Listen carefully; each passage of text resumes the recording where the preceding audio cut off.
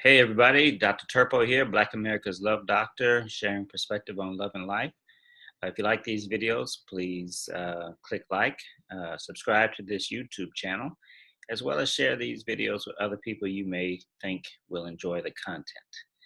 So without further ado, let's get into the question for this evening.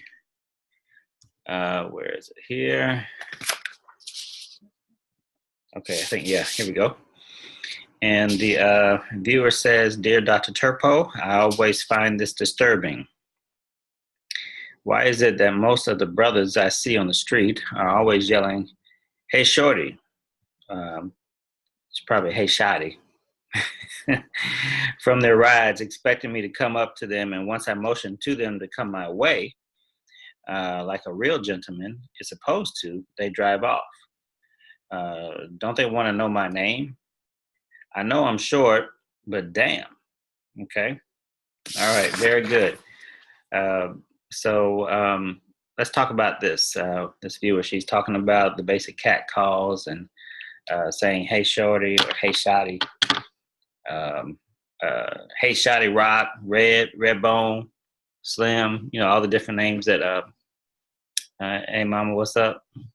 Hey, baby, mama, ooh, mama, that comes from the 70s. I remember that one. I don't know where that came way back in my memory. Foxy Mama and all those things back when I was a kid. But people have different things, different cat calls, names. Guys will yell out the girls. And she experienced an interesting thing that happened to her. Why is he doing that from a car? And then when she motioned for him to come, he just drove off. Well, a lot of this can be explained because basically through that, men have a basic fear of women. Even though they're attracted to women, they also fear them. And what they're afraid of is putting their ego on the line. It takes a lot of courage for a man to muster up his, to approach a woman. I remember back when I was growing up, we had house parties, and all the guys would be on one side of the room, and all the girls would be on the other side of the room. There's a big gap on the floor, and we'd have to muster up the courage. Yo, man, you gonna go ask her for dance? Go ask her to dance?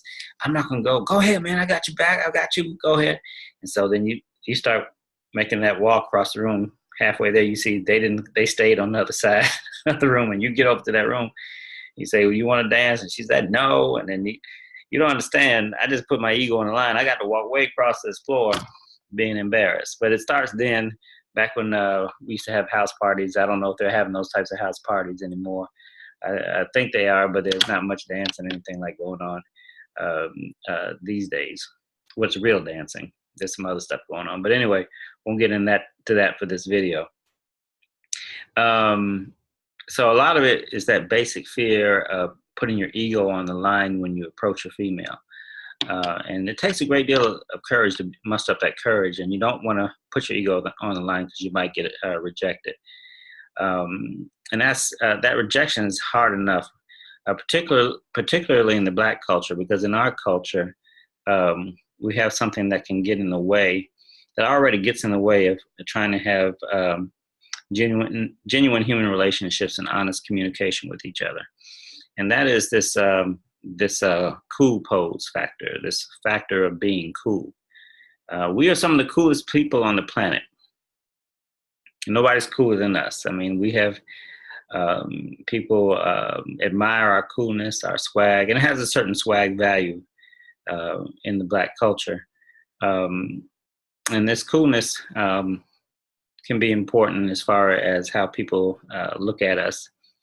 But it seems to be a lot of times that coolness can get in the way, like I said, of genuine human relationships and honest communication. And so it keeps us from really expressing how we feel a lot of times. And coolness is so important. And if it's that important to you, if you're getting rejected, that's even a bigger fear, because being rejected is not cool. And so despite the fear, we tend to come up with ways to communicate what we want, to communicate our interests without losing. We want to make sure that we can do it in a way that will assure that we still look cool in the process, even if we're being rejected. If we're rejected, we want to still look cool.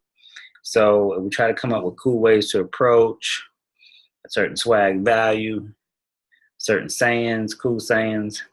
And, you know, a lot of times it still doesn't work. And males tend to get used to being rejected. They can laugh it off because they were cool in the first place.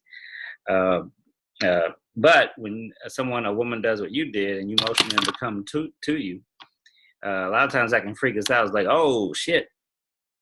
She's like saying, yeah, come on. And for a lot of men, that will freak them out and scare them like it scared this guy that you motioned to come to you. So, so here's what you do. This is what I recommend that you do next time. This is a fun question. So this is what I recommend that you do next time. You get a cat call. They say, hey, Shortie Rock, hey, Red, what's up? Whatever their current phrase is that they're using now. And here's what you do. First of all, if you're not interested in them, ignore them. Okay? Cat calls are not new. This has been going on for a long time. It's just they use just different phrases depending on what the end fashionable word is to say. So here's what you do. If you're not interested in them, ignore them. But if you are interested in them, don't scare them away. Say, yeah, come on, like that, because that can scare them away. All you have to do is just throw a simple smile their way. That's all you have to do. Look at them, throw a simple smile. And if they're interested and if they have courage and they're not just playing around, just trying to be cool and just playing around, they actually may approach you. So do that. And if you throw that smile their way, and if they're interested and they have enough courage, that will encourage them to come towards you and approach you. So I hope that helps. Harmonious wishes.